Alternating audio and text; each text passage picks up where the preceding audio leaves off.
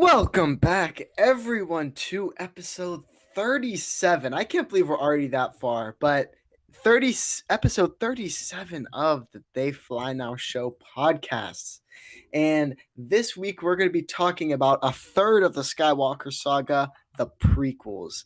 I know I am a prequel fan, so is Hereth. And we have two guests on, one new and one returner who's been on the show about a million times, who are going to be coming and joining us talking about the prequels. So without further ado, let's get on with the show. They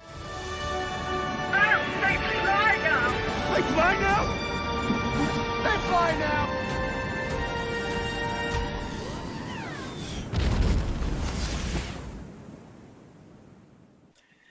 And we're back. Thank you guys so much for joining us. We really, really appreciate you guys taking time out of your night to come join us and talk a little bit about some Star Wars, a little bit prequel. So we really appreciate it. To kind of start off our episodes, what we always do is just kind of go around and introduce your guys' self and who are you, where can we find you guys and your amazing content. And let's go to Robert first. Hello, I'm Robert, and you can find me on TikTok at Robert Kenobi, and that's about it. That's all I'm on. Post daily. Yeah, we appreciate it. What kind of content will they expect if they go over to your page?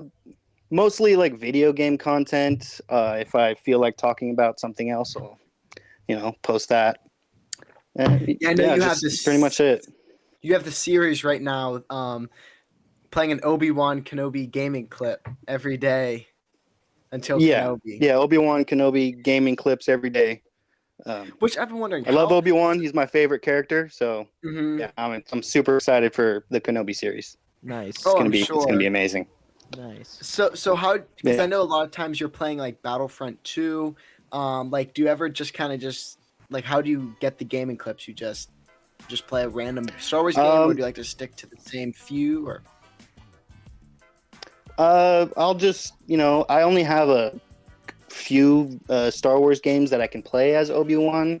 So whatever I'm feeling for that day, I'll choose that game and just get a clip off of the Xbox, when I think I have a good clip that people might like. And that's about it. My favorite one is probably cool. Battlefront 2, though. That's probably my favorite one to play on. All right. The 2005. Now, OG Battlefront? The original. The old Battlefront 2. Yes. Nice. So Yes. Galactic I love Conquest. doing the heroes versus villains. Galactic Conquest, yeah. Yeah, Galactic Conquest is like the game mode that I want. If they make a Battlefront 3, they need Galactic Conquest. That's what I wanted. With online. I don't see why they wouldn't. Yeah, I mean, it's the property is moving from EA to a different. Well, it's not going to be exclusive to EA anymore. At the end of 2023, I think it is, Hereth? Yeah. Right. So other properties will be able to use the Star Wars franchise. So maybe another company will revitalize it. Who knows? Yeah. That's. I mean, the Battlefront franchise in general, I would say all of them are pretty good. I wasn't the biggest fan of 2015 Battlefront, but both Battlefront 2s are really, really good, and the OG Battlefront 1 is really, really fun. I always remember playing on the OG Battlefront 2 on the Lakeside Naboo map, if you guys remember. Yes. That. Yep. That's a really cool map that they never did again, and I was like, why? That's really fun. Yeah, the layout of it is great. Yeah, it is a really good map. Yeah. There's so many great things about those games. But Luke, where can we find you and your content? All right, y'all can find me at the Pod Ones podcast on YouTube, where we are currently going through our trivia tournament. Match number 2 will be released later this week. Thanks to our editor, Hereth Productions. Mm-hmm. Go ahead, take everybody, give him a round of applause. He does a great job. If you haven't checked out match 1, it's over on our YouTube channel. Here and basically Bucky or Ginger Plants. Is that Gingers are plants. Oh, Gingers are plants.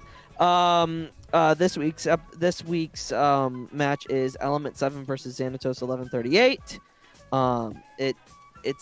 It's a slobber knocker, y'all. You might want to go check it out. What did you just call that? It's a slobber knocker. It's intense. Slobber knocker. Have you never heard like Jim Ross say this is a slobber knocker of a match? I cannot say I have. I mean, you probably didn't watch WWE in the early 2000s, so that makes sense. No, I'm not. I'm not the biggest fan of WWE. Oh, I know some people who are in it, Yeah. but I'm not the biggest fan. Yeah. So, you can find us there on YouTube. We also do the Clone Wars rewatch, which this week is huge. We've got the Umbara arc, season 4. It's a lot of people's favorites. It's a pushover. We only care about Zygerian slavers the next week when I'm on it. Yeah. There you go. No, Umbara is better than Zygerian slavers.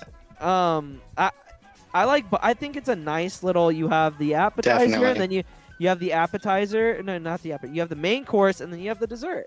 You know, the Zygerian slave holders is the dessert. But you can find us on TikTok at the Pod Ones Podcast on TikTok. Find us on Twitter at Pod Ones Podcast, and on Instagram at the Pod Ones Pod. Yeah, thank you so much for joining. The past week, I know we usually start off with some news. There isn't much that really has happened in the last week. I know some people again started to get their copies of Brotherhood, which we still haven't, which is sad emoji. We're still working on a Mike Chen interview. Yeah. So for those listening, we're like really trying to get Mike Chen on. It's looking good. It's looking pretty good, but we're not gonna know until a while. We also thought that same thing about EK, but then it's this industry. You could never expect anything, honestly. Yep. yeah, it's all pretty random. But I don't think they're Del Rey did, but they started releasing that towards the end of March. Yeah. Or no, middle of March, end of March. Now people are getting actual physical copies. Yeah. So that's. But now I know we were on kind of like the second wave of people for Queen's Hope. Yep. There were people who already read the book, like Camilla. I know, like read it 3 times before we read it once. Well, she got it in early February. I think we all got it in like early March. Yeah, March. Yeah, because me and Luke got approved on the same day. Yeah, because we were talking to each other when that happened. Mm-hmm. Yep. Yeah. So let's hope we can get that. It'd be really cool. Really excited for that. Really excited for Shadows of the Sith. Yes. But Brotherhood and Kenobi are going to be kind of some of the last prequel content that we're getting, because the era's, hate to say it, kind of coming to a close, which is it's kind of sad because there's so much stuff. And I know I didn't necessarily watch the Clone Wars a lot growing up, but like a lot of us, like I know Hereth like grew up watching Clone Wars, and I grew up watching the prequels over and over again. So like it's kind of crazy that era is just coming basically to an end. So now we have almost a complete story. There are definitely some gaps in the story still, but with the whole story, I thought it would be really interesting to kind of just do an episode of just showing some love to the prequels, because there is a lot of hate that goes around in the prequels, where some of it, I mean, are there problems with the prequels? For sure. Like, there's problems with every Star Wars movie, every trilogy, every anthology. Like, there's problems with everything, but there's definitely some in the prequels, but I think a lot of it's undeserving.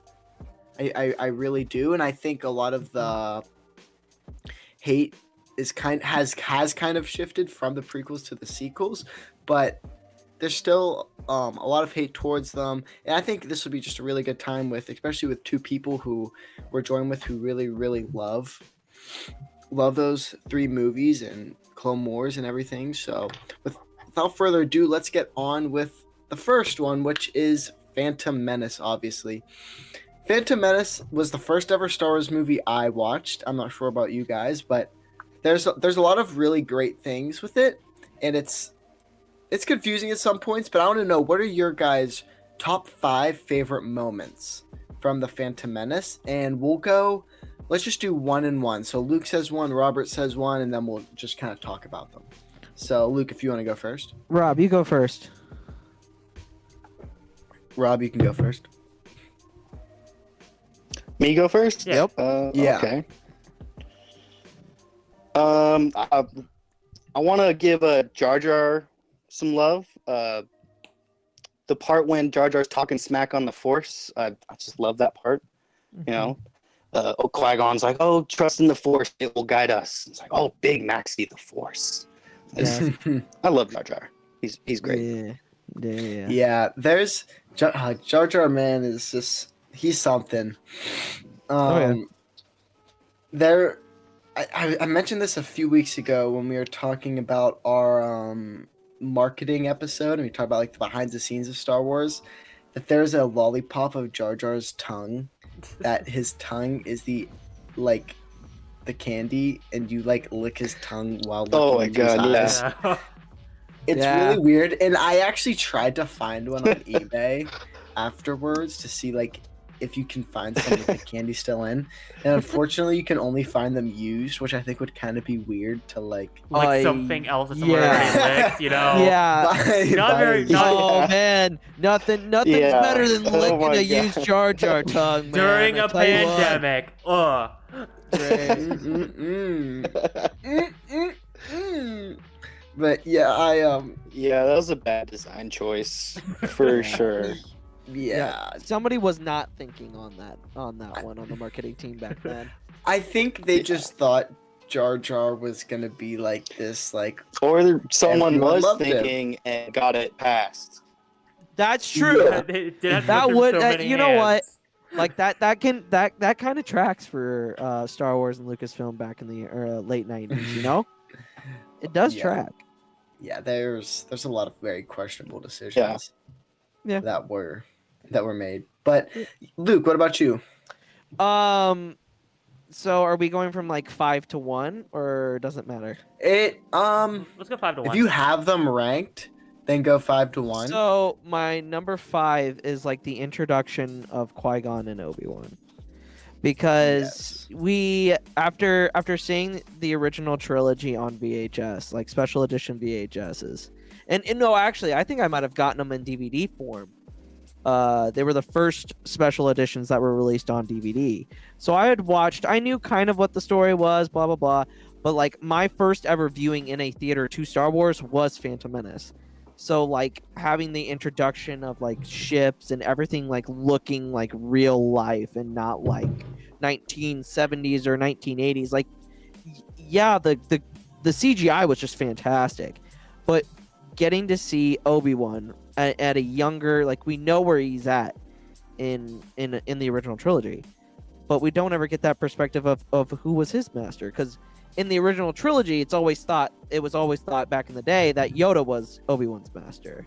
Mm-hmm. And just to see Qui-Gon and see Liam Neeson, I'm pretty sure he did Phantom Menace right after doing Schindler's List, if I'm not mistaken. Let me look at the dates of that. I'm pretty sure Schindler's List was before Phantom Menace. I think he did Schindler's List was 93. 3, and then Phantom Menace was what, 99. 98? 99. So he had just come off of that. So I mean, I just love that introduction because Qui-Gon is like a very, very underrated Jedi for me. So I love Yeah. the beginning. That and it's just like so Star Wars-y. Yeah. that introduction.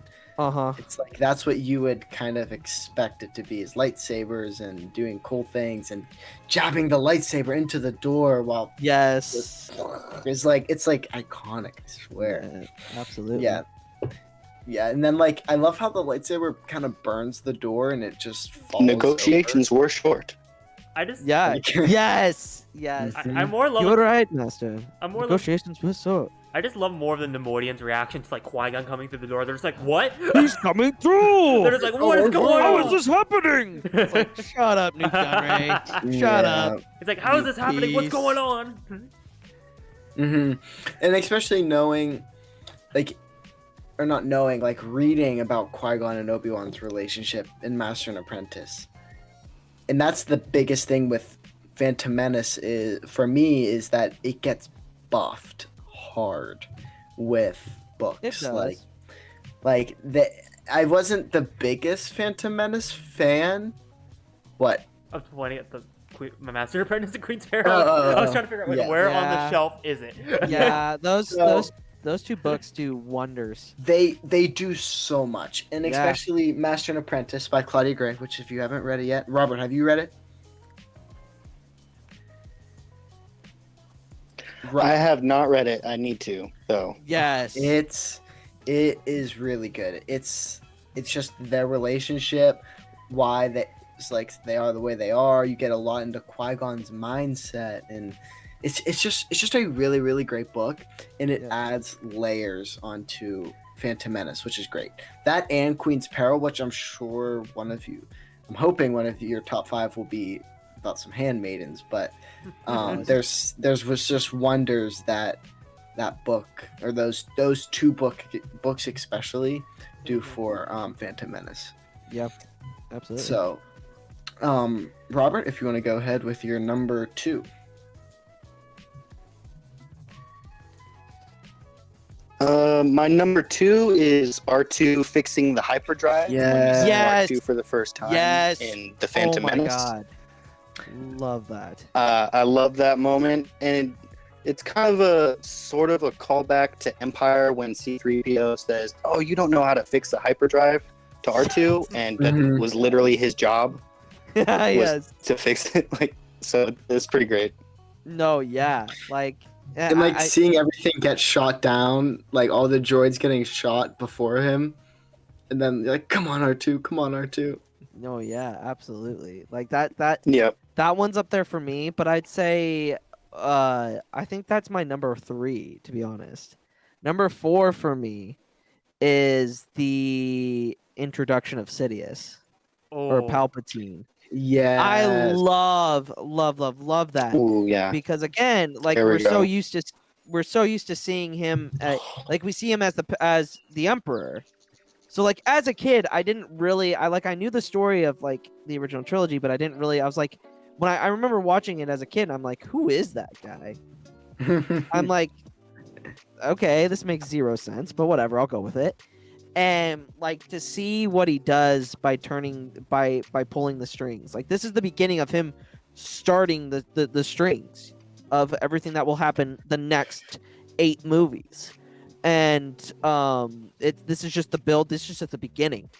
And I think it's so interesting. His role in this movie particularly, because it's like all he's doing is from the shadows, which he does throughout the entire rest of the saga. So like I personally like I like R2's introduction a lot more than I like Palpatine, like his introduction, but like it's so close. what I really love about Yeah. Oh, sorry, let me tell you off, Carter.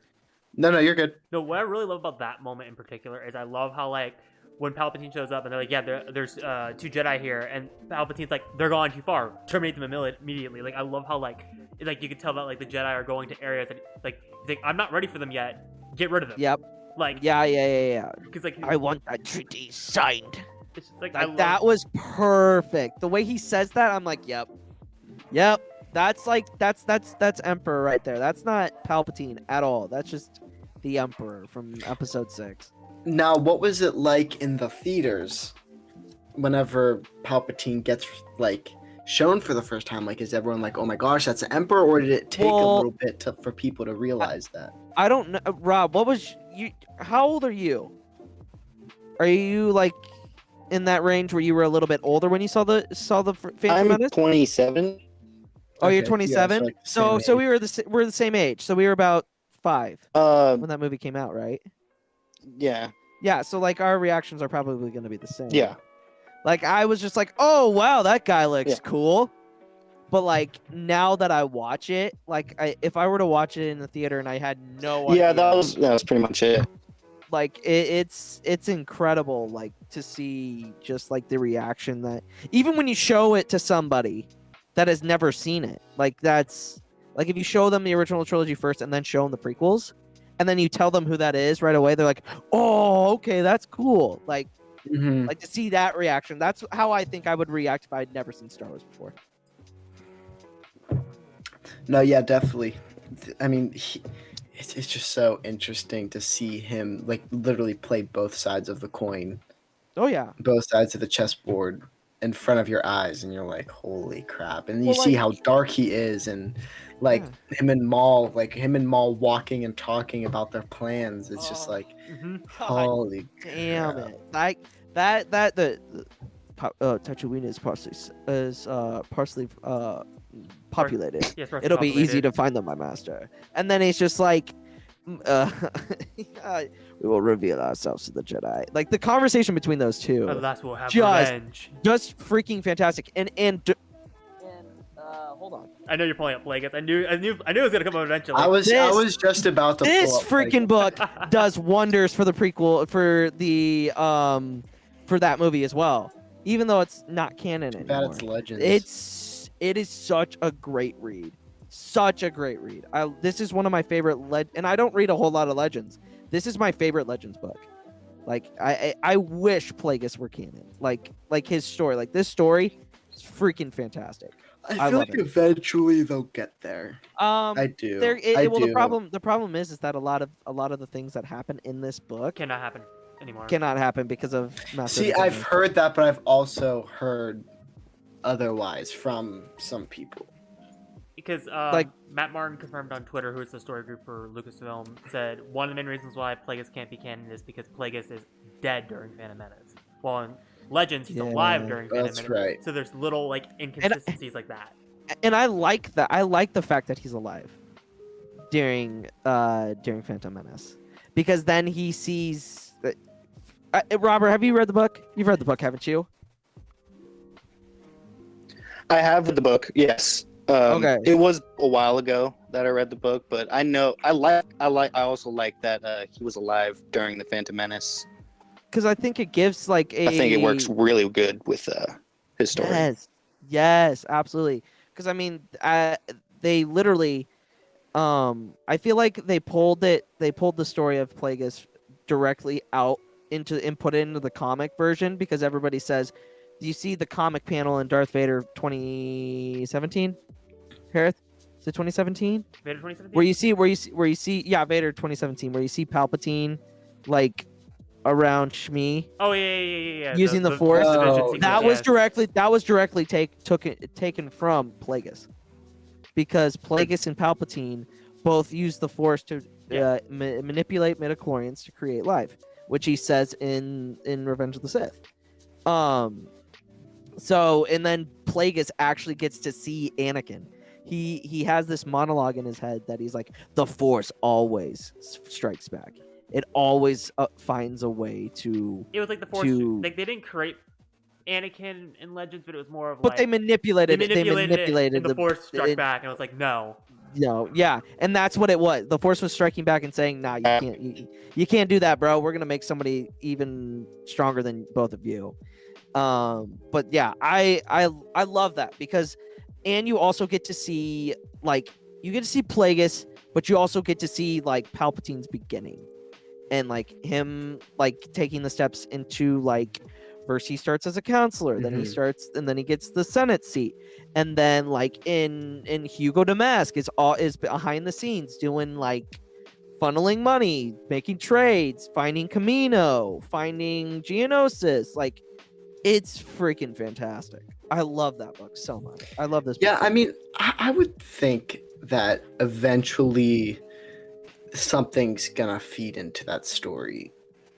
It'll just be moved up in the Whether- timeline. It won't be during I Phantom think so, Menace. It'll too. be Yeah, I shifted feel around. like what's gonna happen is they're gonna do the Acolyte, which I think is gonna be a few like generations before Plagueis.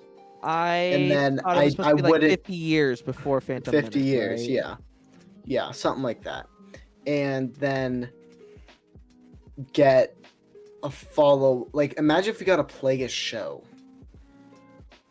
I wouldn't hate it. Well, because I know there's been talk, people are like, what if the Acolyte is a replacement for Tenebris? Like, they don't make Tenebris canon. They already made Tenebris canon. In what? Rise of Skywalker. Yep. He has a legion. There's a legion that's named for him. Really? Yeah, he's one of Yep. the legions. Is Yep. Revan and a Yep. couple others. Revan. Revan had Legion as well. Yep. Wait, what? Legion for what?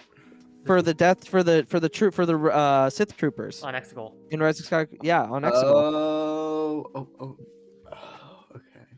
So I mean, you could maybe make Tenebris the acolyte's Apprentice. and no.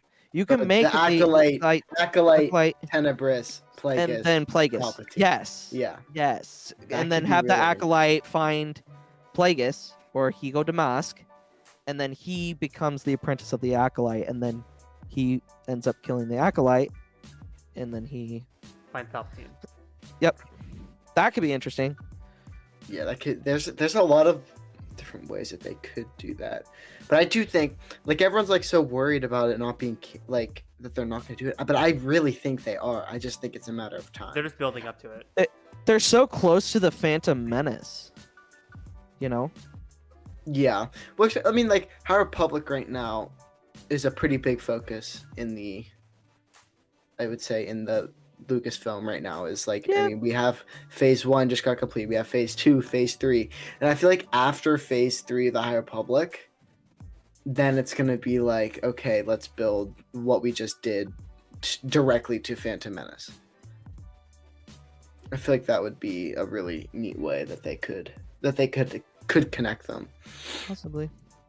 Also, yeah. Let's get something about Dooku Jedi Lost, but I'll talk about that later. I love that book. But yeah, back to we kind of got sidetracked there, but back to Phantom Menace. Where were we? I think Luke you gave her 2 and Robert Yeah. you gave her 2. Number Yep. 3 now. Yep, Rob, go ahead.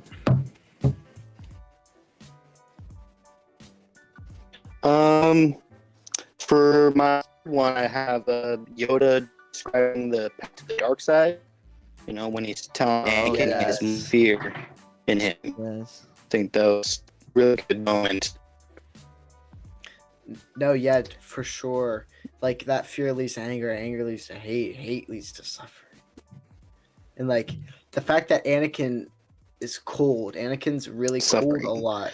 Yeah, we don't really see fear in Anakin before that. Mm-hmm. Mm-hmm. Yeah, for Coldness, sure. yeah. And yeah, like we see Anakin already, like from the beginning, just was never comfortable with the Jedi, and they continued to kind of push forward. No, yeah. Hereth, do you have anything to touch on with that? No, nothing really. I just really like, I don't know, that scene. Just like I love the way like it comes in with like with Anakin trying to guess what's behind the like screen, like it's his first test, and then like them seeing through Anakin, and then Anakin responding, and then you get the scene with Obi-Wan and Qui-Gon before that of like you'll be a Yeah. great Jedi Knight, and like they're staring off into the city of Mhm. Coruscant, and you just see all this like sparse of like life and like it's like in one shot you just get what Coruscant's all about with the Jedi Yeah. Order and everything. No, yeah, absolutely. And I love the contrast between Obi-Wan and Qui-Gon because it's very, very clear that Qui-Gon is very much like he is his own. He's got his own beliefs about the Jedi and the Force. Like I truly believe that if Qui-Gon would have survived, he would have been able to change the thoughts and the way that we see the prequel Jedi, because his whole thing is that we lost the connection to the cosmic Force. And you learn that in season 6 of Clone Wars, and it's very much to Qui-Gon's character that he says that. That's why he's always against, like he's into the prophecies, which is in Phantom Menace. Yes. Yeah. Not Phantom Menace, but Master and Master Apprentice. Apprentice. Yeah. Yes, and like he's just different from the other Jedi. Like he's not. He doesn't want to be part of the politics, much like Dooku in a way. But I mean, obviously Dooku's like, oh, screw that. I'm gonna make my own thing. I'm gonna represent other people, and but like, that whole interaction that Hereth was just talking about is incredible, because you can see the difference in their ways of being Jedi. Which I don't know how far you guys are all into Oh, Robert must have disconnected, I think. But that there's a level in Lego Stars: The Complete Saga. I don't know how far you guys are along. If you've beaten I've the beaten it. Federal I've beaten it. District yet. Ooh, The Federal Federal- District. I have not beaten it yet. But you Okay. can go ahead and tell me so I can look forward to it. So there is a level where it's for Kyber Brick, and you go into the council chambers or the council room. Oh, you're back, Robert. Welcome back. And you basically play through what Anakin had to do. So you had to they would guess a shape, and you had to kind of use the force to guess a shape, and then you had to jump on the correct space where that ship was, or the whatever. So it's kind of the same exact thing that they did with Anakin. You actually get to play it, which is actually My bad. great. I enjoyed that level a lot. Hey, welcome back. I don't know what happened. Oh, you're all good. Don't worry about it. But yeah, Luke, you're number 3. My number 3, it's got to be the pod race. Pod racers. Yeah. Love it. Love it. Love it. Love it. Love it. Love it. It's Phantom Menace is still not one of my favorite movies, but I always can rewatch the pod race, and then my number 1, which I am not gonna tell right now because I'm pretty sure it's all the same as everybody else's. Love the But race. that is such good storytelling and a way of Yes. moving the plot forward, and in introducing us to Anakin Skywalker, who is the only person that we know that can do pod racing. He's the only human. He says it. I'm the only human that can do it. And then Qui-Gon's like, you must have Jedi reflexes. Huh. Good job, Qui-Gon. What told you that? Interesting. But it is I love the pod racing. I think it's so much fun. It's a great way to show Anakin's skills at that age without even training. How he's able to use the Force but not really know that he's using it. Yes. It's so good. So good. Which is the Force is. Oh, sorry. No, you go. I already got you off before. Let's just say the Force, that's just another thing. The Force is through everything, and people are constantly using the Force even if they're not trained to. Yeah. And I don't know, Rey gets a lot of hate for using the Force without being trained to, but it's we've seen this over and over again. Yeah. Of you don't need to be trained to use the Force. It's kind of a natural thing that then you can get trained, and obviously your abilities will grow a lot, but the Force is kind of just throughout everyone without even Anakin knowing, he's able to find fly the pod racers. No, yeah. I mean, that's a good point. Mm-hmm. Not to talk about the sequels a whole lot, but people gripe about how Rey was able to use Force abilities, but look at her lineage. Mm-hmm. It makes sense. If you Yeah. watch all 3 films, okay, she's not a Palpatine, but she does have the Palpatine, The blood, yeah. the blood. Mhm. So I mean, her picking up on. Oh yeah, well, yeah, it's very annoying for one, but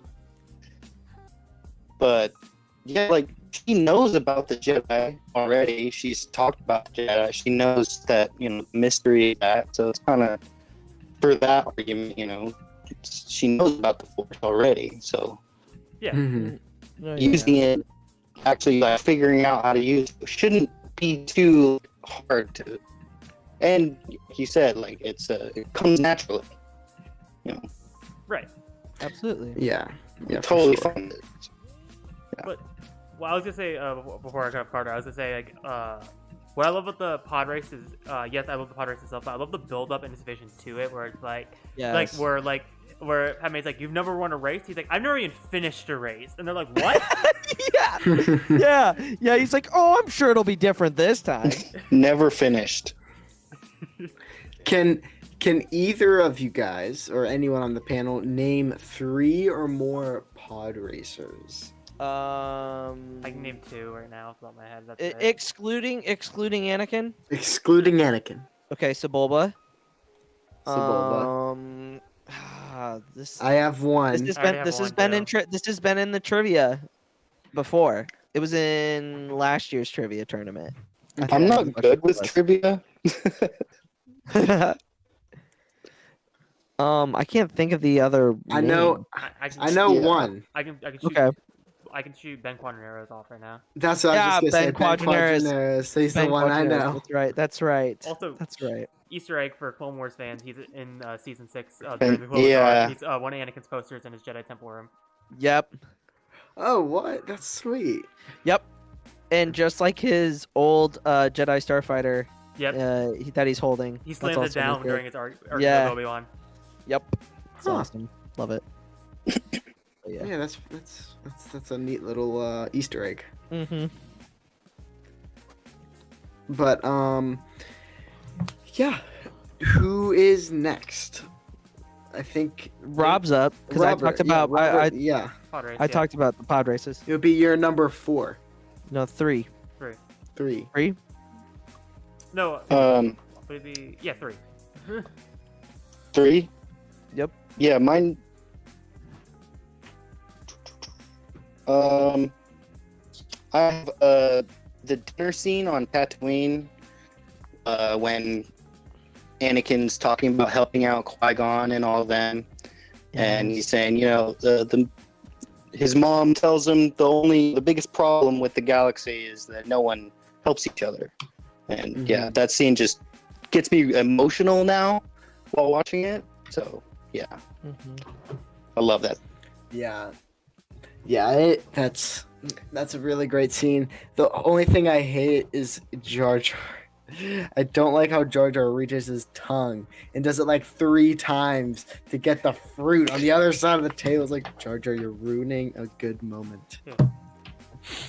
But like I love the whole like I think that like that moment probably is one of my favorite score moments in Phantom Menace is like the it's working like Yes. just like that like the way like the music just builds up and gets like just like like I don't know how to describe it, just like the Oh, upbeat yeah. music of like Yes. of like the Force theme like shooting like that's such a good like score moment because like Phantom Menace's score a lot of times I would describe as like epic where it's just like it's a lot of cool like score. It's not a lot of like powerful like the other Skywalker movies where it's like there's just like a lot of like really cool scores. I feel like this is like one of the few moments where it's like you could just feel like Williams like coming in with the emotions on that. Yeah, John Williams really hit it out of the park with the Phantom Menace. He did. I mean, he hits home runs all the damn time whenever he orchestrates something. He never misses. Yeah. No, he doesn't miss. He's 100%. He doesn't. John Williams is the GOAT. But yeah, that scene is really amazing. Luke, if you want to go to your number 3. So my number 3 was the pod racing. Number 2, my number 2. Oh man, there's so many of them. Honestly, number 2 is going to be at not the very end, but when we see Qui-Gon's funeral. Because you get to see there's a shot. Okay, so there's the shot where you see, so it's a pan out. So it's after Yoda and Mace have their dialogue. There are always 2. There are no more, no less. So which was destroyed, the master or the apprentice? And it pans, and you can see all in one shot. You can see Anakin, Obi-Wan, Padme, and Sidious. You see the 2 people. You see the 2 people that are in between Sidious and his goal, Anakin. So he gets rid of. So he's just sitting there smiling. Yes, and it's foreshadowing because those 2 are the only 2 that can get in the way of getting to Anakin. So the manipulation even there is starting.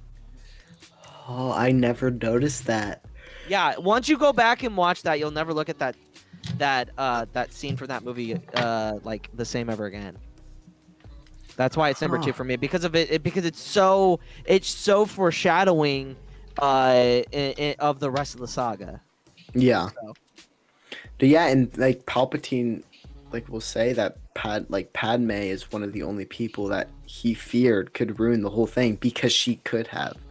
Padme is like so strong-willed and such an amazing politician and just an amazing person that like she could have ruined all of Palpatine's plans if there were not other people. Like Padme's such an amazing character.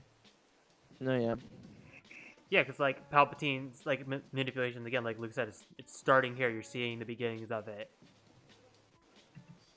And I guess we can go to Robert Kenobi's number 2, and then your number 2, and then number one. So that was my number 2. So now it's Robert's number 2, and then we go 1-1. Yep. Yeah. Okay. My number two moment is Qui-Gon Obi-Wan. You know, he was a good apprentice, and he's a much wiser man than he is. Oh. And then he foresees he will become a great Jedi Knight, and which he does. I love that moment, and because Obi-Wan's apologizing to him about being so blunt about the kid, and he was kind of being a little mean, but yeah. Love it. Yeah, like just Qui-Gon is so wise and just such an amazing character, and so much of Qui-Gon rubs off on Obi-Wan. Does it though? Definitely. You don't think it does? I not a whole ton. A little bit. You don't think a lot of Qui-Gon rubs A little off on bit. Obi-Wan? A little bit. Not a whole ton. Obi-Wan does get like the flirtatious from Qui-Gon for sure, hands down. Like he's wise, he understands, he knows, but he is more towards the like how the Jedi are, in the fact of like these are how of like things being are. a clean cut. Yeah, I guess that was a stupid. No, but I mean no, it he does get stuff from Qui-Gon. But like I see it as like, yes, he's got traits. I think he's got traits of both himself. He has traits that he has himself, and then Qui-Gon also has like there's stuff that Qui-Gon has taught him that are now ingrained into his character. So I mean there are stuff that are absolutely ingrained. Like in the beginning, he's like so gung ho of doing like slow down, think. Don't like use your instincts. Like he says that. Yeah. But like it like Qui-Gon, man, Qui-Gon. Like I said, he's a very underrated Jedi for me. So I like that. That's a good number 2. Mm-hmm. What about you, Luke? What's your number 2? So now, well, it'd be my number 1. Oh, you're number 1. 1-1, and then. I think both number 1s are. I would think both number 1s are same. the same, They have to be, right? right? Unless Rob just shows an absolute like Uno like Out of left field, Out of left field. like The Duel of the Fates. yes, Yep. Yeah. yes. It's a top 5 lightsaber duel. Top 3, I would say. I'd say that there's better ones. It's top 5 though. It's in my top 5. How is it top 5? Interesting. It's up there. It is Yeah, up there. it's It's up very, there. very, very, very important to the story. I love the Yes. way Dave Filoni tells that, like, does the whole monologue of like the importance of Duel of the Fates. I love that. Yes, the Duel of the Fates round table Yes. is And perfect. Disney Galleries The Mandalorian. I believe it's episode 3. I could be wrong Yes. on the actual episode on Disney Plus. I think it's near the end, like the last 10 minutes. Yeah, it's great. It's fantastic. I love it. it. Makes sense. It makes perfect sense. Yep, absolutely. I love it.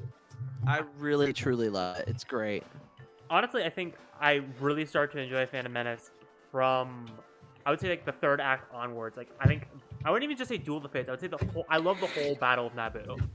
Yeah, Like Mhm. with Jar Jar and the Gungans distracting the droids, and then you got Padme going after the palace lockdown, and then you got Obi-Wan and Qui-Gon with Maul, and then you got Anakin going into space and shutting down the Trade Federation.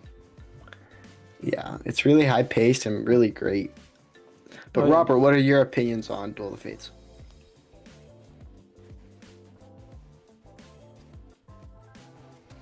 Oh, I love Duel of the Fates.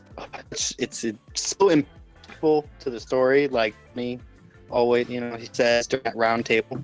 like you guys said, and love that they had to slow down.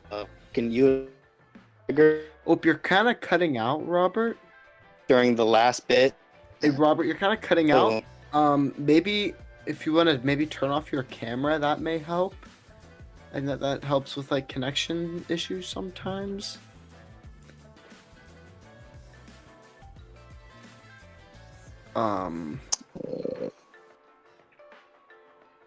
Nope.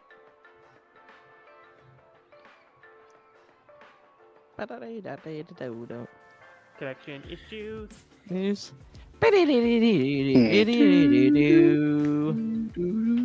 let's see. There you go. Much better. There he is. Awesome. Great. Am we I- can hear you now. Am I coming out good? Better? Yeah. Yep. Oh, okay. Cool. Awesome. I just love that the whole fight is just great. Yeah, I love seeing Qui-Gon meditate before, like, Maul is pacing like a lion, Oh, ready to pounce on his prey. And Qui-Gon Oh yeah. is just meditating, that waiting for that shield to I- deactivate. I love that scene. If I had to pick a moment, it's that, not the fight itself, that individual moment inside of the fight of when they're all locked in the barriers, of Qui-Gon meditating, Obi-Wan's ready to go, and then Obi-Wan's just like bouncing, ready to go. Maul's like a lion ready to pounce on his prey, and Qui-Gon's just Yeah. the noble. Well, think about it like this. Qui-Gon, I feel like, knew something like what ends up happening is happening, because it's kind of like he is coming to the point of I can accept this. I understand this.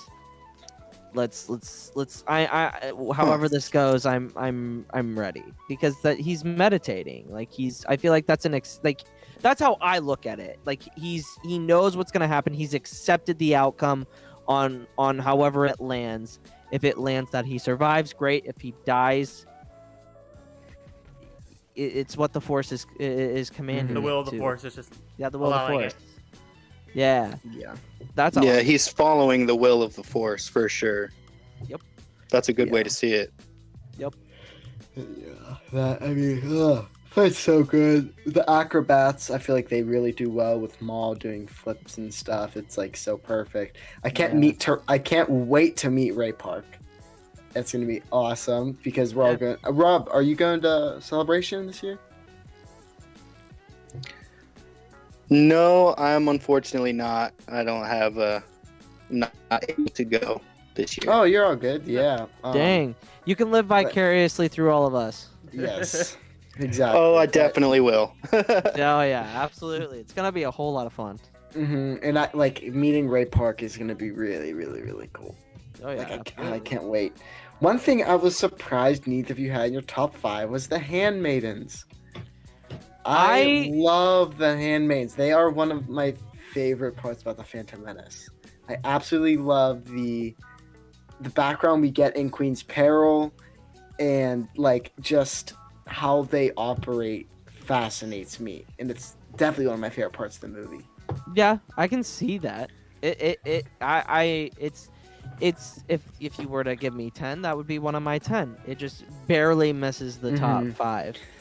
Yeah, and Um, for our listeners out there who have not read Queen's Peril, you definitely should.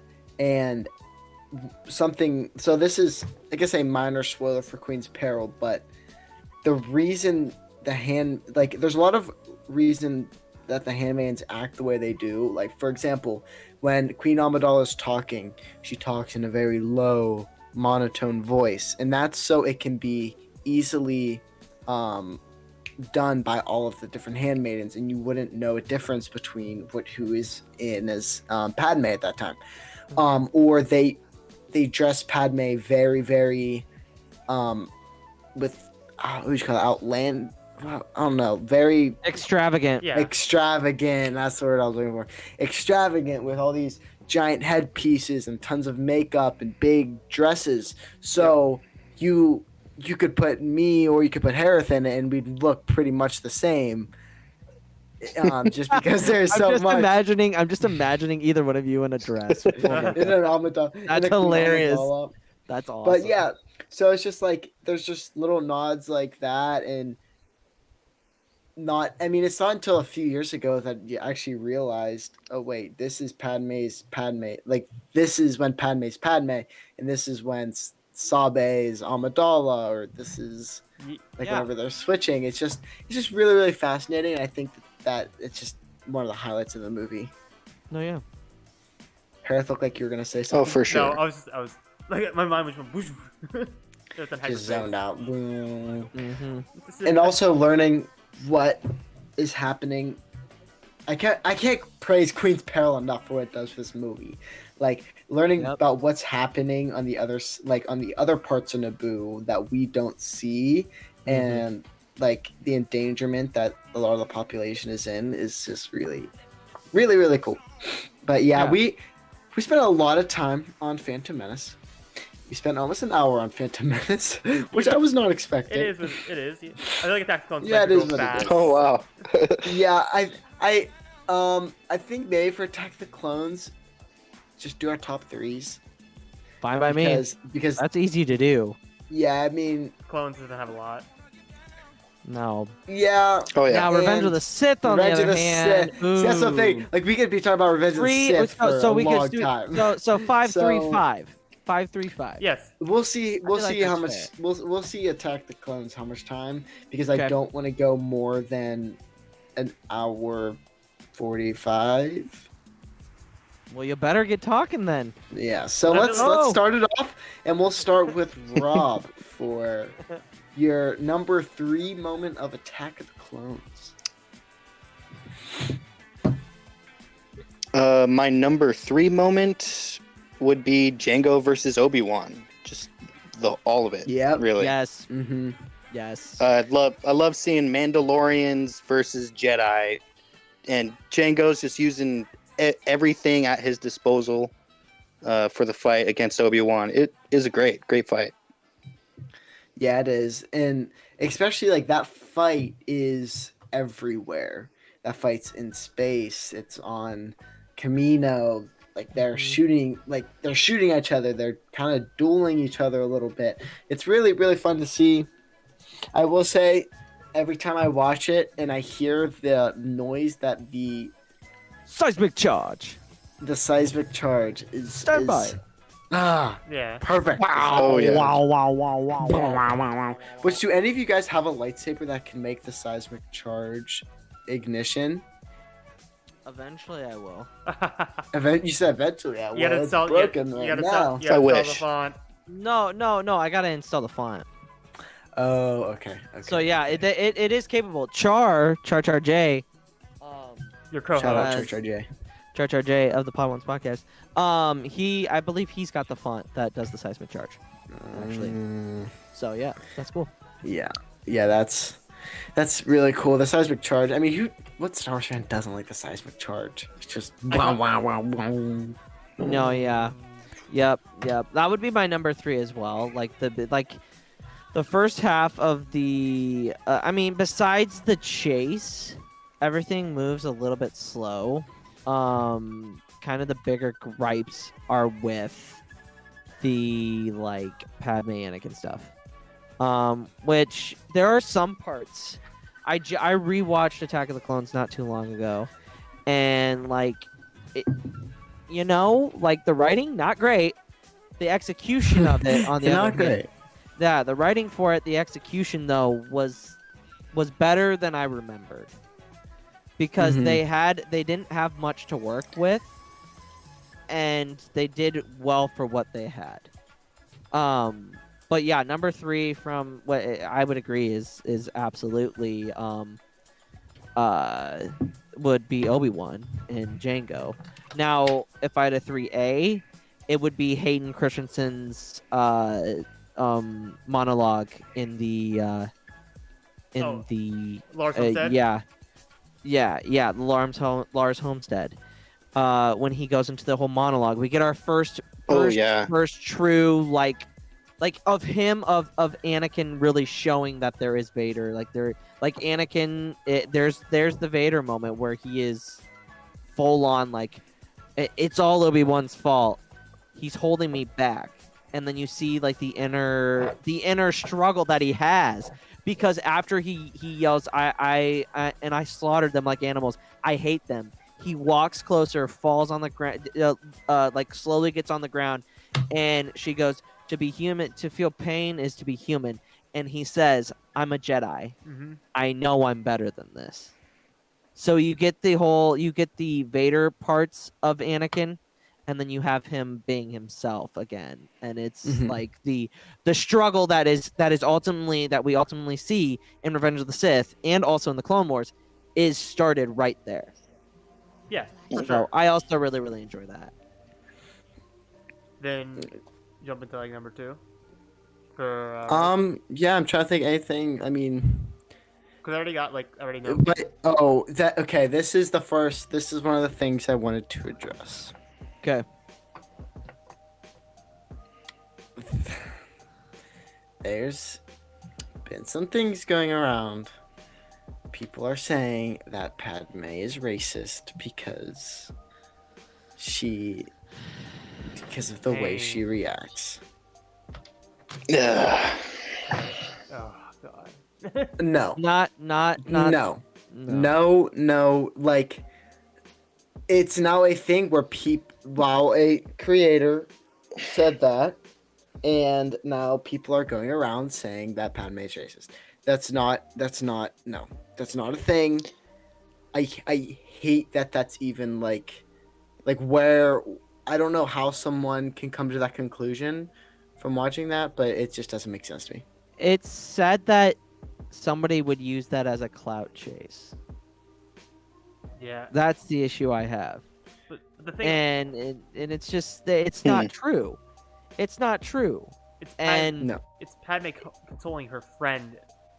Yes, he Yes. did a terrible act, but it was like in her mind, it was a lapse of judgment in the moment. yes, there's people Yeah, in that real doesn't life mean that she agrees with it. No. Yes, exactly. Mm-hmm. Yes, Rob. Absolutely. And yeah, like it's so It's frustrating, so but frustrating. let's be real. Let's be real. If we give light to it, like there's already been enough Yes. light on it, you know. Yeah, I just So- wanted to address it. I feel that. Yeah. I feel that. Let everyone know. I feel that.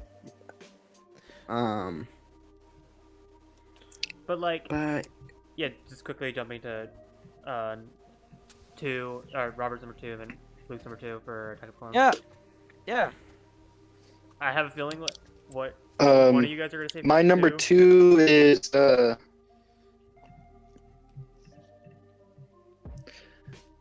it's a Mace showing up on Geonosis with all the Jedi, and Yes. Yeah. you know that I love that.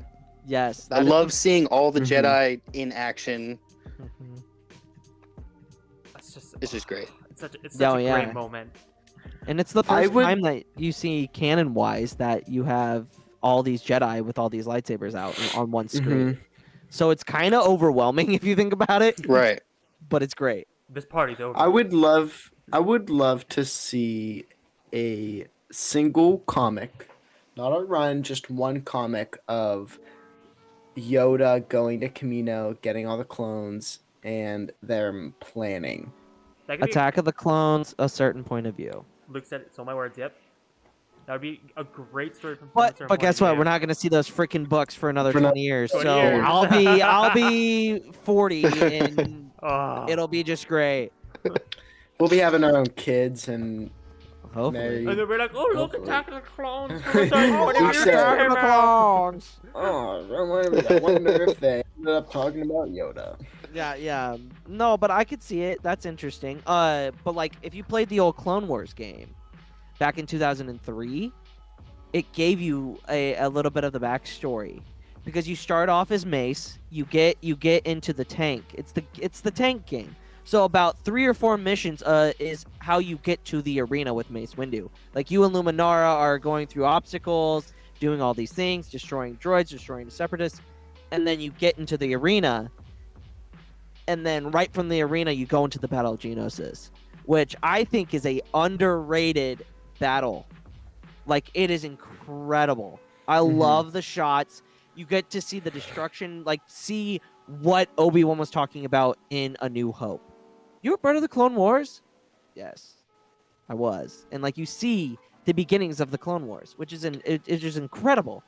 I love that. I love those shots. We get to see the Jedi becoming generals for the first time, which it's kind of like when you watch the movie, they're like, all right, you go here, you go here, you go here.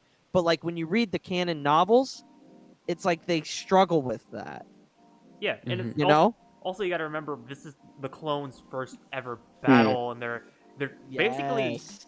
if you think about it, teenagers at this point in time in their maturity of their age. It's like 17-year-olds getting thrown into a war situation and them trying to adjust and change and adapt. Hey, I mean, think about it from history. World War II and World War I were very much like that. Pearl Harbor got bombed. 18, 19-year-olds, we're sending you off. We got two fronts that we're going to be fighting on, and I mean that's kind of the equivalent to the clones, adding to being thrown into a situation now. With new generals. They were also they were also cloned by a bounty hunter, like by one of the greatest bounty hunters in all of Star Wars history, Jango Fett. So I mean that also helps, like the attributes and them studying things all the time helps. They're not morons, but like you have a good point. Like their emotional level is not to where they are as adults. You know what I mean? Yeah, but so yeah, that's interesting. The contrast from Attack of the Clones to Revenge of the Sith, you definitely feel. Oh, the it's battle night of and Geonosis. day. It's so night and day. It's crazy. Yeah. I literally I lost my thought. Oh yeah, Lego. Yes. Lego. When you get to play as Kit Fisto and Mace. Because you were describing that with Luminara, but now in the Lego game, it's Kit and Mace, and you get to do When that so happened in the game, I was like, oh my god, I get to play as Mace? Yeah. It's so nice. I love that game so much. It gives so much context to things, and it's just fantastic. Yeah, that game is really fun, and that mission, I actually like that mission. I see some people not like the Geonosis mission on the Skywalker saga, but I thought it was pretty fun. Oh yeah, absolutely. I love it. I mean, the one gripe I would have with some of the game is that they should have kept in the second trench run on Return of the Jedi, and I think they should have allowed you from when they pick you up on the arena. You should be allowed to chase Dooku in a gunship, because in the first game you were able to use a gunship. Yeah, I was hoping for that. Yeah, that's what I was looking forward to, but you know. I don't know. I was so sucked up into the moment of hearing Matt Lancer, Anakin do Attack of the Clones that I didn't really pay attention to that. Oh yeah, I mean that doesn't hurt either. So you're right. Yeah. Luke, I'm gonna assume that yours number 2 is the same as Rob, or do you have another different number 2? No, your number 1 is the same. You know, number 1 for this movie is tough because story-wise, the lightsaber duel at the end is kind of important. I mean, when you get our first look at the casualty that starts to become Vader. Oh, he loses his arm. I got 2 already that I know I want to talk about. And like you see Yoda for the first time use a lightsaber. That was huge. People either loved it or they hated it. Most people hated it back in the day. But like, number one.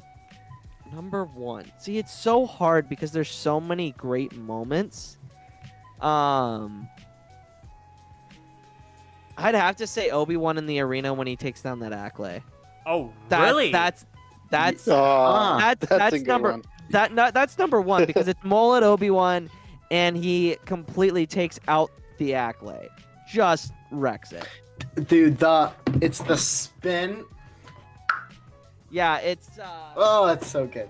It's such a like good... he lops off the first leg, lops off the second leg, hits up and then does the spin and then straight down. It's like it's dope. It's You're well, actually, you know what? Obi-Wan. Okay, so I probably, if you would have given me 5, there would have been more. It's great. the droid factory is also really fun. I also really enjoyed that as well because I used to act that out as a kid. Dude, I the used to put Droid on my Factory robe. level is so the Lego game. I love the Lego Attack the Clones. Yep. Maybe more than I like the movie, and I love playing the Lego game, like the factory game. You have to like dodge all the things that are dropping down and stuff. Yeah, that's true.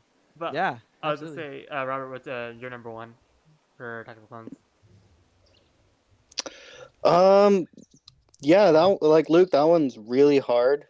I put down Yoda versus Dooku, so Hey. I think that one's just I'm just gonna stick with that. Really, seeing them use the Force against each other, they're equally matched, and then you gotta pull out the lightsabers, and it's all from there. Yeah. Yeah. I want to say I love C-3PO his head on top of a B-1 battle droid. Yeah. Die, Jedi, die. Yeah. That's hilarious. What did I just say? It's great. I What love did I that. say? Yeah, What did I it's say? And great. then Kid Fister just like just pushing his Smiles. head out. Yeah, smiles Yeah. and then pushes him, and he's like, and then R2 comes around. Be gentle with my head.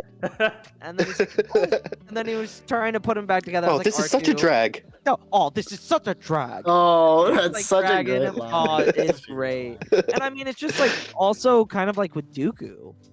Like Dooku in this movie, another fantastic part I love Dooku. is I love him Dooku, man. is him talking to Obi-Wan and telling him the truth. Mhm. Straight up telling him the truth. Because if you Right? remember, if you've But ever why would read- you believe Dooku? if ever no, but listen to this, Carter.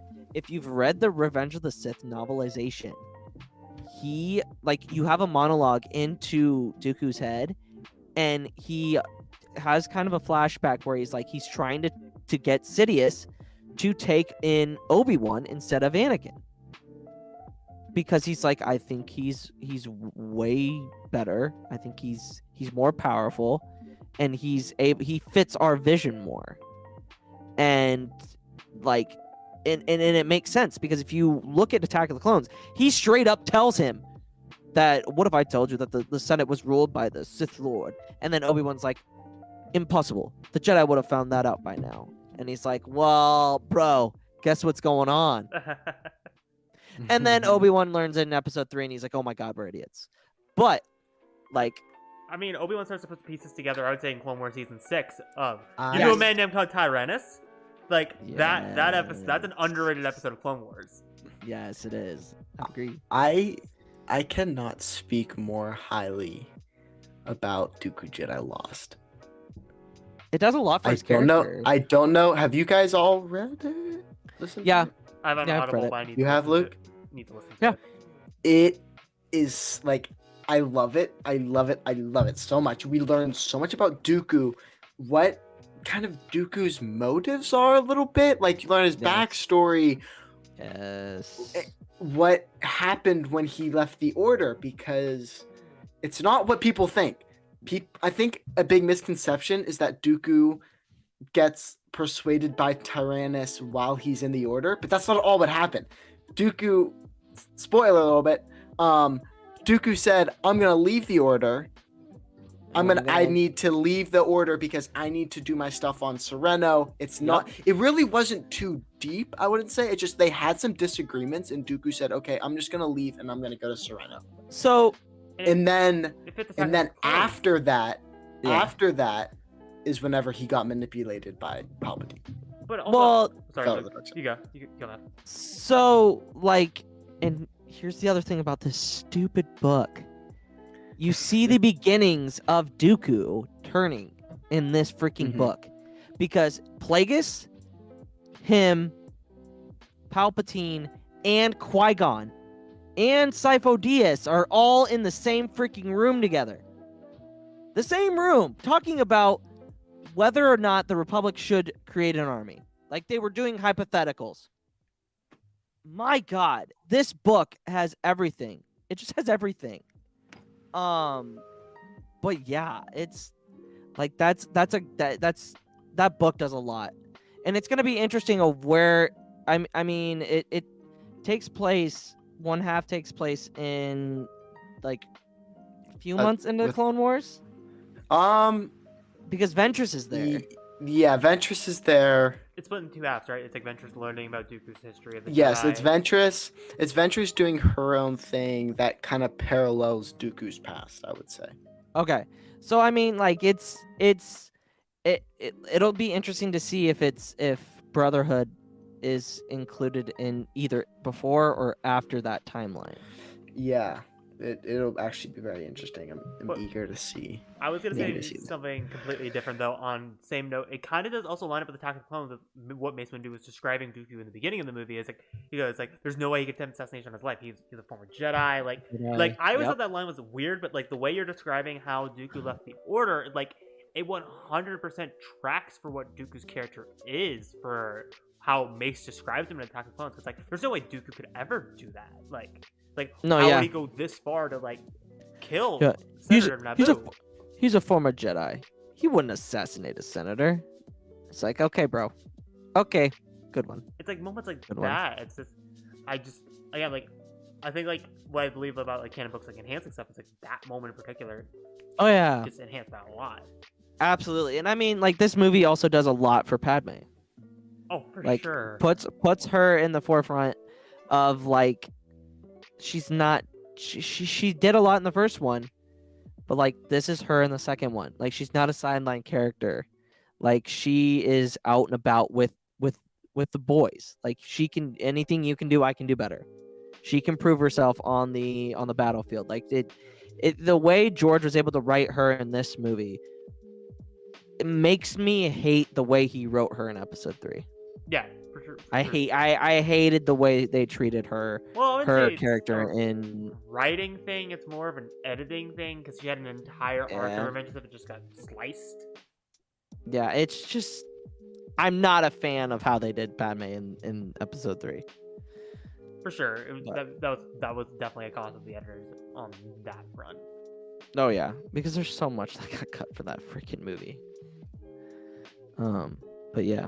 I was gonna mention on the Attack of the Clones front. I'm shocked that nobody mentioned for their favorite moment was my clear number one. What has to be Anakin's last conversation with Shmi, and then his like attack on the Tusken village. That moment. Well, we kind of touched that a little bit, but yes, We touched yeah. like Anakin's rant with Padme, but not the actual moment itself. Like, It's very, very important because in Queen's Hope you learn something that enhances that scene a ton. because like I love that moment because like again a lot of people give like Hayden shit for years for like not being a good actor, but like that moment alone was yes. so good. Like if him like Like- Padme or what do you say Padme? Shmi in his arms and like the way she died, she's like I love and like just face how he just like is like just depressed, just pure anger. You could just see the Yes. hatred and anger in his eyes and how he turns into Vader, and then like the activation of the lightsaber, Yes. the Tusken's running out, and he's just like killing them all, and you hear Qui-Gon no. And like it just the way it cuts to Yoda, it's just it's so good. The fact that the fact that he could hear him. Yes, the Did fact not- that that's not just like a little editing thing. That was That's literally Anakin could hear him with Queen's Yeah, Hope. while Yes. he was So good. Yep. Is there anything else for Attack of the Clones, or want to just straight jump right into Revenge of the Sith? You mean the best movie that was ever created? No. Oh my gosh. Revenge of the Sith. We're not Right, talking Rob? about Empire Strikes Back. Right, Rob? Revenge of the Sith. Best movie Star Wars that's ever been created. Tell me that I'm wrong. Rip Robert Kenobi. Oh, Rip dang. Robert Kenobi, but it's okay. We can keep going. Let's see. We're almost at an hour and a half. Yeah, we can do it. Let's talk. I can't stay for much longer, but It's okay. I'll be the co-host for now. Don't worry. I'll take the reins. I got this. Luke is now Put me no. in, Lucas- coach. Luke. All right, I'm Luke. ready to play today. Put me in, go Top 5 moments. number 5. Number Right now. 5. Number 5 of Revenge of the Sith is hands down the Oh my god. It's because I've read the novelization. Even though it's not canon, I choose to like think of the scenes like that are like they're just lesser. Actually number 5 is going to be a deleted scene. Ha! Number 5 is going to be the delegation of Yes. 3000. I love that. That's I so love good. the See, that is what they shouldn't have taken out of Revenge of the Sith. They should have kept the delegation of the 3000 in because that built on her character. It's such Like, a good it's- scene. Her- It's so It- perfect. It's literally her creating the rebellion that her daughter eventually leads. That is huge. And the fact that they took it out, like I get it, it's time. You have a 2.5 hours to get a movie done. Like it's insane. I love that scene. Okay, number 4. Number 4. There's so many good ones. Number 4 is gonna have to be Kenobi, Anakin versus Dooku. Oh, Underrated lightsaber fight. The way it does the story, the way The progression of undertoning. Anakin. Yeah, the undertoning. If you haven't watched Mara J. Skywalker, she there's a video that she did. She said that that Anakin and Obi-Wan purposely went into opposite fighting forms to throw off Dooku, and it's in the novelization. They throw him off by going into a different like form of that they're not usually using, and then they go into their own forms. So like that fight is fantastic. Mm-hmm. I agree, and the do it is just Yes. so, you piece of crap. Yep. I love how like Dooku intentionally gets Obi-Wan out of the fight early, just so he can like have Anakin by himself, and then like I love the scene where he's like, you have anger, you have hate, but you don't use You don't use them. Yeah, you don't use them. And then he's like, okay, I don't use them. Bet. All right, bro. Bet. I got you. Don't worry. We got this now. That was number 4. Number 3. It's the scene where he's looking out. He just told Mace that Palpatine's the Sith Lord. He's Darth Sidious. And then you hear the music. I think the music does it mostly for me, but it's like he's looking, and then he can hear Palpatine in his head. Oh, that's such a good scene. But the best part of the scene is that Padme is also looking out her window, and she's looking at the Jedi Temple. And Yes, they're like almost looking at each other. Yeah, I choose to believe that they had a connection, that the twins gave her more. I think Padme is force sensitive, even without the children. I think she's sort of force sensitive. I don't know about that. She's force sensitive to a small degree. She can't wield it because she is too old. She's gotten to the point where maybe if the Jedi would have actively looked, maybe she could have been. But I think the twins enhanced that force ability. So she was able to feel Anakin's pain, and he could feel hers, like her worry for him. That is number 3. That scene with just the visuals, the way that it's shot, and like the score, it's just so beautiful. Yes. Yeah. Number 2, Dark Deeds. Oh, Dark Deeds.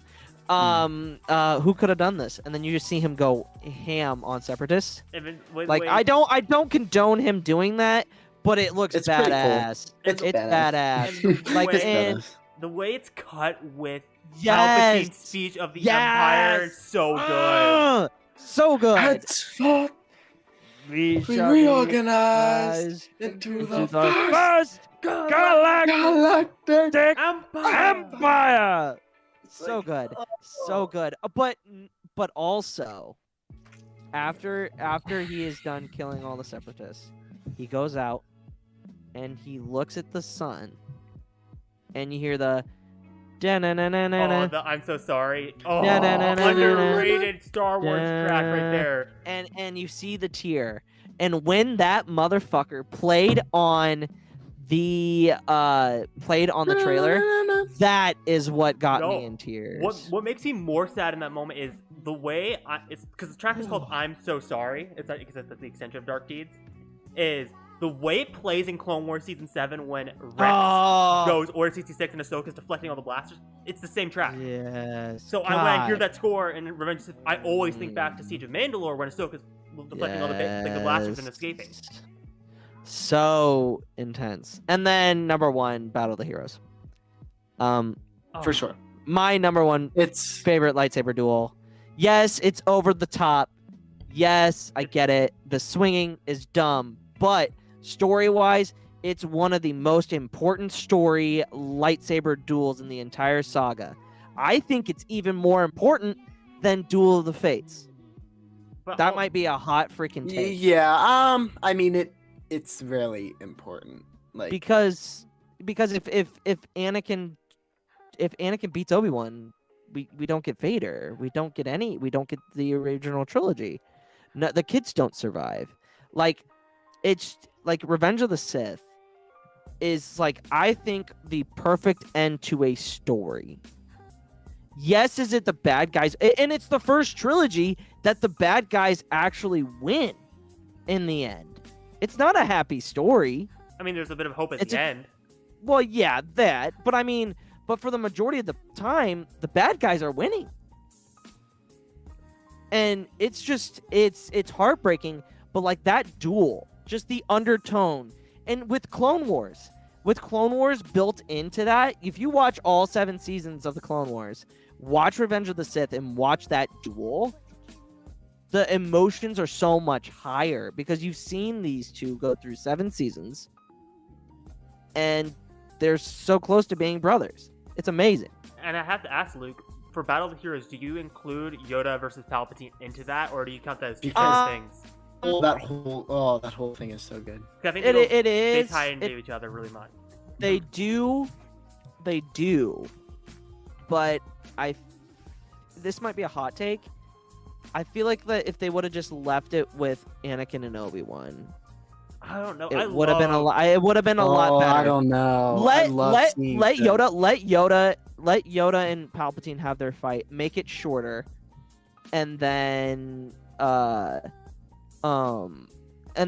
like move into and then have it start with Obi-Wan and Anakin. Like you have Palpatine and Yoda like fight, then it ends, and then it picks up to where Palpatine says, I sense Lord Vader is in danger. And then you start with them fighting.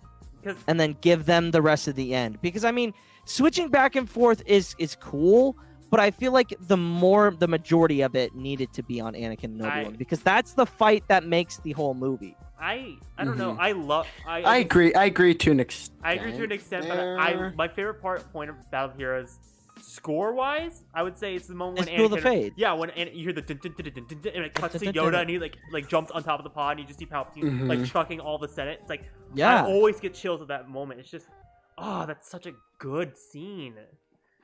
It is. I just wish it were not in with Anakin and Obi-Wan's fight. That's my hot take about that movie. Because I think it takes away, because that's why people think it's so jarring. Because you're going from one fight to the next, back and forth. But like it's like, if you just keep it on Anakin and Obi-Wan, which in my opinion is the main fight. Yes, they did it so that Palpatine didn't had something to do. Yeah. I think that's what it ultimately came down to. Yeah. And Yoda had to make sense with, don't underestimate the Emperor. Yeah. That line in Return of the Jedi. That's also why they had to connect it as well. So I get it. Element 7 said in the chat that the reason why the scenes are intertwined is because it's the battle of the heroes, the failure in both battles, regardless of the outcome on Mustafar. So it's like the double failure of Yoda and Obi-Wan, or Yoda and Anakin both failing. It's just kind of like one giant snowball effect that leads into the OT. Yeah. That's true. That's true. I still wish that I don't know. I'm in the I just think that it would have been better if they would have separated those two, but it makes sense. I get it. But yeah, I mean, I honestly think we could be talking about Revenge of the Sith for hours. Yes. Yeah. Like they're like that movie is really great. I honestly think so. Like that movie's really great. I rewatched it. I was on the trend where every time I'd rewatch it, I was disliking it more. But then the last time I rewatched it, I was like, I really liked it. So Revenge is one of those movies that just keeps it's good. swinging from the doldrums. Like it will sometimes go near outside the bottom top 5, and it swings back, and then it swings back. It's like it's consistently 1 or 2 on my list. Yeah, but I mean, it's probably number 3, right? For me, it's number 6, right outside, besides Rogue One. It's number 2 behind Empire, which me and Char are actually gonna go see with the live orchestra. Ooh, That's awesome. hype. Later in May, before Celebration. Actually, we're gonna go see Empire Strikes Back in Omaha at the Orpheum Theater with the live orchestra and the film. So I'm really looking forward to that. Yeah, that's. Wait, when is that? You said beginning of May. May 14th. So Oh, he's coming down. He's coming down for the weekend, and we're gonna hang out and do fun stuff. Yeah. Oh, I also see Robert in the chat. He says, "Sorry, my internet sucks. You're fine. Dude, you're it good. happens. Don't worry about it. Don't worry about it." It happens Yeah. sometimes. Technical difficulties Yeah. just happen. My connection dropped like 3 times during this episode. Yeah. Yeah, my internet has not done well. I've been fizzy. Yeah. Do you guys have anything else to kind of touch on? I mean, I feel like we can make a whole episode on books from the prequels, shows from the prequels. Prequels. Yeah. We can really talk about the Clone Wars for 4 hours, but Yeah. I kind of did want to keep this in concise, and I have stuff to do after this. So, There you go. Luke, if you just kind of want to say who are you, where can we find you and your content, and thanks for joining, and Robert too. Thank you so much for joining. Everyone go follow Robert Kenobi on TikTok. Yeah, absolutely. So, You guys can follow me at the Pod Ones Podcast on TikTok, Pod Ones Pod on Instagram, Pod Ones Podcast on Twitter. We've got Umbara Thursday night on the channel. It's gonna be fun. it's gonna be Element. a great episode. Yep, Element Xanatos versus Xanatos 1138 dropping later this week. Thanks to Hereth, of course, editing. He did a great job. I've been in the editing chamber for Yeah, in the yeah, he's last, been like, week. he's been in the editing chamber for quite a long time, and we appreciate him doing that. But yeah, that's where you can find me, and thank you for having me on. But yeah, thank Luke so much for coming on. Thanks again for Robert. And yeah, next week, what are we talking about next week? Anthology love? Yeah. Yes, that should be really fun. We have some people who are really passionate about the anthology films, which I'm super excited for. So that's going to be a great episode. Again, thank you guys so much for joining. I had a great time tonight, and may the force be with everyone. For Light and for Life. You're all the We are all the Jedi. I said Force be with Jedi. you. He's a Jedi. Always. Oh, yeah.